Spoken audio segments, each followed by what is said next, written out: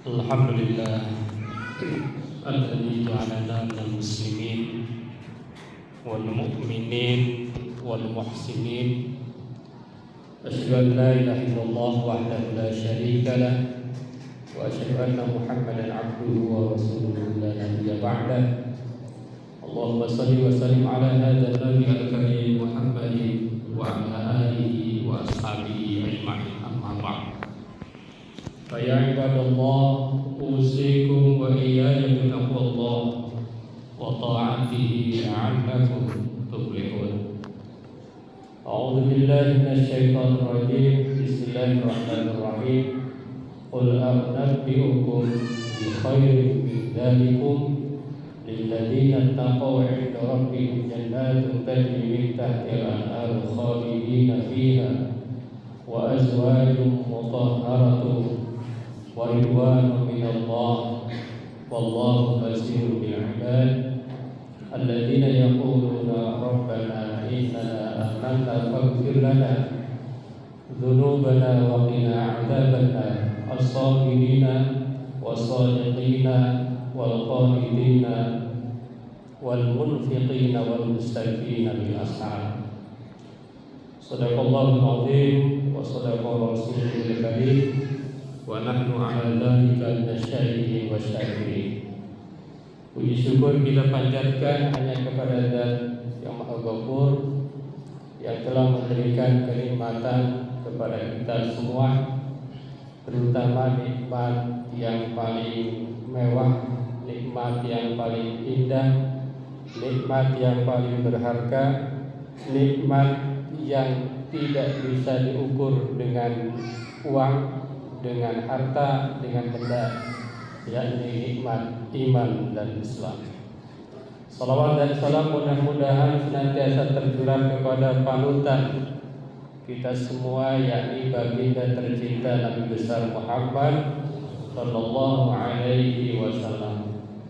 Mengawali khutbah ini, khatib ingin mengajak kepada kita semua, marilah kita senantiasa berdoa kepada Allah Subhanahu wa taala agar kita semua terus menjadi manusia yang sukses. Apalagi kita akan menghadapi bulan suci Ramadan. Hadirin jamaah Jumat yang berbahagia, setiap manusia pasti ingin sukses. Bahkan mereka yang tidak Islam pun, kenapa mereka memeluk agama tersebut? Ya, sebetulnya mereka keinginannya adalah ingin sukses. Seorang muslim pun demikian. Kenapa dia sholat? Kenapa dia zakat? Kenapa dia berbuat baik? Kenapa dia beramal? Kenapa dia zakat? Hakikatnya adalah ia ingin sukses. Akan tetapi sukses menurut manusia itu beda-beda. Bahkan ada yang membedakan sukses berdasarkan umur. Kalau umur 2 tahun misalnya sukses kalau sudah bisa jalan. Umur 10 tahun sukses kalau sudah naik kelas 4. Umur 20 tahun sukses kalau sudah sarjana, dan seterusnya. Bisa juga setiap daerah juga beda-beda dalam menentukan indikator kesuksesan. Maka jangan salah. Lalu indikator kesuksesan yang paling benar yang mana? Yang paling benar adalah apa yang ada di dalam Al-Quran, apa yang ada di dalam Islam. Apa itu? Indikator kesuksesan itu 2. Yang pertama, faman zuhziha 'anil nar, barang siapa yang dijauhkan dari api neraka, itu sukses. Yang kedua adalah wa udkhilal jannah, dimasukkan ke dalam surga. Jadi hanya 2. Masuk ke dalam surga bebas dari neraka. Nanti ada dua pandangan, ada surga dunia, ada surga akhirat. Ada neraka dunia dan neraka akhirat. Surga dunia itu kenikmatan-kenikmatan yang ada di dunia. Surga akhirat adalah kenikmatan-kenikmatan yang ada di akhirat. Neraka dunia adalah neraka yang ada di dunia, yang sengsara di dunia, itu neraka. Dan neraka di akhirat adalah kesengsaraan yang ada di akhirat. Hadirin jemaah-jemaah yang berbahagia, jadi kalau kita mengukur kesuksesan dari dua hal tadi, sampai kapanpun akan benar. Jadi teori ini tidak akan ada yang bisa membantah sampai kapanpun. Hadirin jemaah Jumat yang berbahagia, banyak teori ahli yang menyebutkan misalnya bahwa kesuksesan itu ditopang oleh dua. Yang pertama adalah kecerdasan intelektual atau intelijensi. Yang kedua adalah kecerdasan emosional dan spiritual. Jadi dua ini akan menentukan kesuksesan seseorang ketika hidup di dunia terutama. Jadi maka jangan aneh kalau seorang di sekolahnya juara, bisa jadi dalam kehidupan nyatanya tidak juara. Kenapa? Karena justru 80% kesuksesan di dunia itu ditentukan oleh kecerdasan spiritual dan sosial.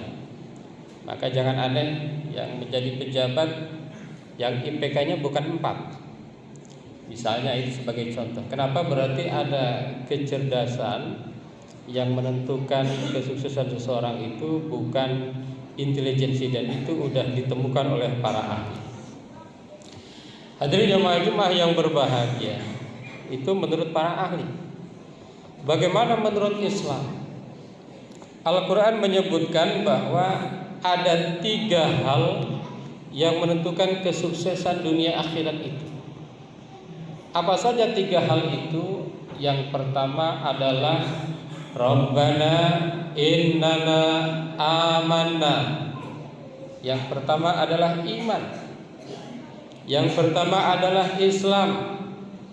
Maka khatib seringkali menyebut bahwa nikmat tertinggi adalah nikmat iman dan Islam. Kenapa? Karena siapapun yang ada iman di dalam dirinya, maka insya Allah akan masuk surga. Yadkhulul jannah man kana fi qalbihi mithqala dzarratin minal iman. Memang kadang-kadang ada yang suka mengecoh. Misalnya orang-orang liberal menyampaikan, mana mungkin seorang yang banyak amalnya, mana mungkin seorang yang banyak manfaatnya, tetapi tidak beriman dia masuk neraka. Sementara ada orang yang tidak banyak manfaat tetapi dalam keadaan iman masuk surga. Itu logika manusia. Kenapa? Karena Allah sudah jelas-jelas menyampaikan bahwa amal-amal orang yang tidak beriman, amal-amal orang yang tidak Islam itu tidak ada nilainya di sisi Allah Subhanahu wa ta'ala. Apa dalilnya? Banyak. Di antaranya ayat walladzina kafaru a'maluhum kasarabin biqi'ati yahsabuhu dhama'anu ma'an hatta idza ja'ahu lam yajidhu syai'an wa wajadallaha indahu fawafahu hisabahu wallahu sari'ul hisab. Itu dalam Quran surat An-Nur. Dalam Quran surat Al-Furqan dikatakan juga wa qadimna ila ma'amilu min amalin wa ja'alnahu haba'an mansura. Apa maknanya? Orang-orang yang tidak beriman itu amalnya bagaikan fata morgana. Wah, dia kelihatan amalnya banyak, ketika disamperin tidak ada wujudnya. Atau Allah nanti akan tunjukkan di akhirat Orang-orang yang tidak beriman itu amalnya banyak, tapi Allah akan jadikan amal itu bagaikan debu yang dihambur-hamburkan. Jadi iman dulu. Jadi seorang muslim itu, seorang yang sukses itu ditentukan oleh iman. Iman dulu. Jadi sebelum yang lain iman. Maka ketika Luqman menyampaikan kepada anaknya, apa yang pertama diajarkan? Ya bunayya la tusyrik billah inna syirka la zulmun azim. Oleh karena itu maka kita sebagai orang tua, kita sebagai generasi terus harus mampu menancapkan keimanan kepada generasi-generasi yang akan datang. Itu yang pertama. Yang kedua, setelah iman adalah banyak berdoa. Rabbana faghfir lana dzunubana. Ya Allah, ampunilah dosa kami. Wa qina adzabannar, dan jauhkanlah kami dari api neraka. Nah, ini ciri sukses yang kedua. Jadi kalau seorang hebat, kalau seorang kelihatannya sukses, kalau tidak rajin berdoa, itu tidak bisa dikatakan sukses. Ya Allah, Rabbana faghfir lana dzunubana wa qina adzabannar. Bagaimana orang yang rajin beribadah? Bagaimana orang yang rajin beramal misalnya? Apakah perlu berdoa? Perlu. Apa sebabnya? Sebab ada yang mengatakan bahwa, para ulama mengatakan bahwa masuk surga atau tidak masuk surga, neraka atau tidak neraka itu bukan ditentukan oleh amal kita. Kenapa? Karena amal kita itu terlalu kecil. Semua itu adalah atas karunia Allah Subhanahu wa taala. Bisa kita bayangkan, kita kalau ngisi kotak amal misalnya hanya 10.000, 50.000, 100.000, mau beli hotel yang mewahnya sekian juta lipat, hotel bintang 5, kan tidak mungkin. Tidak mungkin kita untuk membeli itu. Bahkan menurut para ulama, ibadah kita seandainya ditukar dengan nikmatnya mata sebelah saja tidak cukup. Oleh karena itu kita terus harus betul-betul waqina adzabannar faghfir lana. Itu yang kedua. Yang ketiga, hadirin jamaah Jumat yang berbahagia, resep sukses kita atau kunci sukses kita adalah berusaha. Iman, doa, usaha. Itu bedanya kita dengan yang lain. Kalau yang lain bilang doa, usaha, tapi yang paling penting justru adalah iman, doa, usaha. Apa saja usaha yang dimaksud? Usaha yang dimaksud yang pertama as-sabirin. Kita harus berusaha menjadi orang sabar. As-sabirin, sabar menjalankan perintah Allah, sabar menjauhi larangan Allah, sabar menghadapi berbagai ujian, berbagai tekanan hidup, berbagai problem hidup, berbagai hal yang sungguh mungkin tidak menyenangkan bagi kita. As-sabirin. Kita harus dilatih. Anak-anak kita harus dilatih. Generasi kita harus dilatih. Jangan sampai mereka menjadi generasi yang kurang sabar. Mungkin generasi kita generasi yang lumayan bagus, tetapi kalau kita terlena tidak mendidik anak kita agar menjadi manusia sabar, maka ini sangat berbahaya. Hadirin jamaah Jumat yang berbahagia, di antara usaha itu ada 5. Yang kedua adalah as-sadiqin. Ajarkan, didik anak kita, generasi kita, diri kita untuk senantiasa jujur. Jujur. Kalau dalam tafsirnya, jujur dalam keimanan kita, jujur dalam tindakan kita. Jujur. Ajarkan kejujuran. Jadi jangan sampai di dalam keluarga kita, di dalam masyarakat kita, di dalam diri kita membiarkan ketidakjujuran. Maka jangan heran misalnya seorang yang rajin sholat tetapi kenapa karirnya lebih lambat? Bisa jadi karena kejujuran, faktor kejujuran. Yang ketiga dari yang dimaksud dengan usaha adalah as-sadiqina wal qanitina, orang yang senantiasa taat menjalankan kewajiban-kewajiban Allah. Nah, ini yang kadang-kadang kita lupa. Saya sebagai khatib sering menyorot di antara rukun Islam yang 5 itu yang paling rendah menurut para ahli adalah zakat. Padahal itu kewajiban.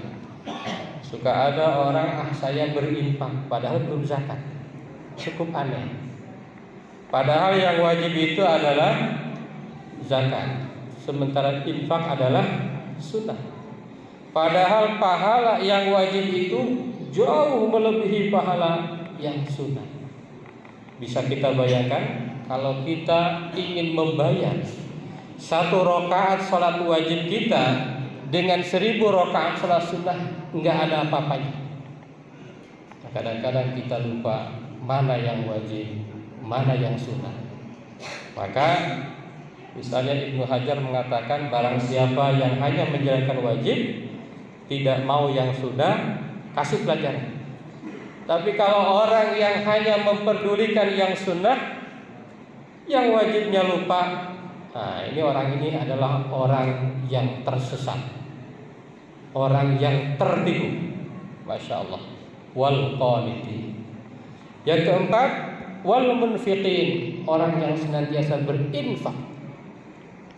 Nah, ini di antara resep kesuksesan, rajin-rajinlah berinfak.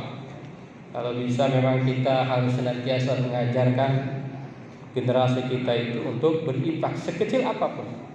Misalnya kita di jalan ketemu dengan pengemis, lalu ada anak kita, ada cucu kita, coba cucu kita lah yang ngasih orang tersebut. Dan yang terakhir, wal mustaghfirina bil ashar, senantiasa berusaha untuk istighfar di waktu sahur. Jadi kalau mau sukses, ciri yang kelima ini adalah orang yang bangunnya pasti sebelum subuh.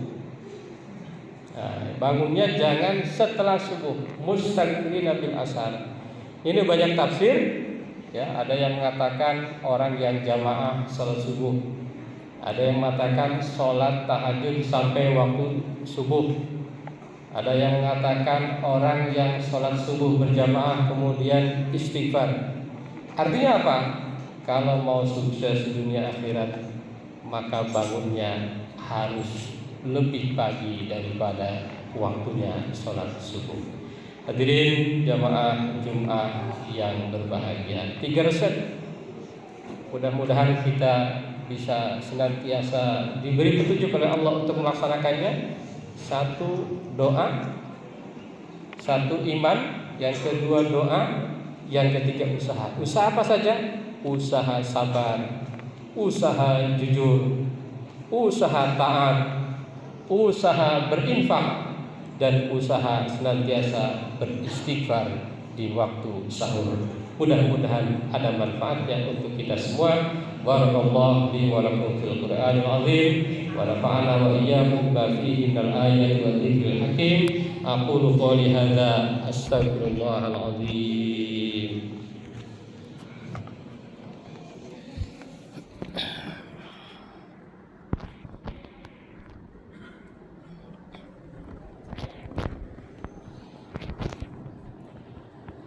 Alhamdulillah alladzi kataba ala nafsihi rahmah wa amarna bi imtisali ma'muratihi wa ijtinabi manhiyatihi muddatal hayat. Asyhadu an la ilaha illallah wahdahu la syarika lahu wa asyhadu anna Muhammadan abduhu wa rasuluhu ila yaumil qiyamah. Allahumma shalli wa sallim ala hadzal nabi al-karim Muhammadin wa ala alihi wa ashabihi ajma'in. Amma ba'du, fa ya ayyuhan nas ittaqullaha haqqa tuqatih wa a'lamu anna Allah ta'ala qad wa'ada man ittaqa bi dukhulil jannah wa tawa'ada liman 'asahu bi dukhulil jahannam ma'wa. Inna Allah wa malaikatahu yusalluna 'alan nabi ya ayyuhalladzina amanu sallu 'alaihi wa sallimu taslima. وارض اللهم عن جميع الصحابة والقرابة رسول الله أجمعين آمين يا الله يا رب العالمين. اللهم اغفر للمؤمنين والمؤمنات والمسلمين والمسلمات الأحياء منهم والأموات. اللهم أصلح ذات بينهم واجعل في قلوبهم الإيمان والحكمة وأوزعهم على عهدك الذي عاهدت إليهم واجعل منهم وأتنا بدولة الإسلام بهدايتك ورحمتك الواسعة وتقبل دعاءنا إنك أنت السميع العليم. عباد الله إن الله يأمر بالعدل والإحسان وإيتاء ذي القربى وينهى عن الفحشاء والمنكر والبغي يعظكم لعلكم تذكرون واستغفروه إنه هو الغفور الرحيم.